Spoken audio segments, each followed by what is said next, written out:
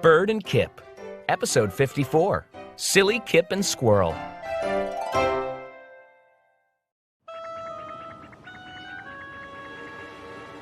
Help me with this fort, Squirrel, said Kip. Then we'll be safe from snowballs. Bird laughed. You two are silly.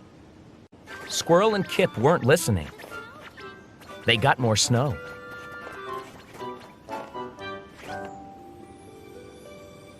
They piled it on top of the wall. Soon, the wall was very tall, We're safe from snowballs now. said Kip. The wind blew. More snow fell on Kip and Squirrel.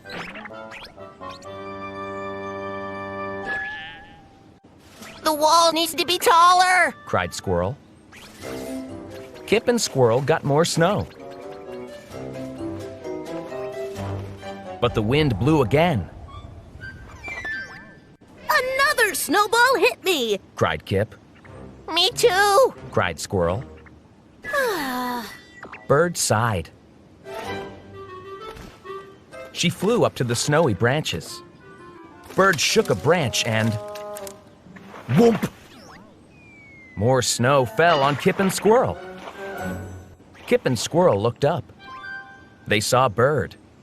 They saw the branches.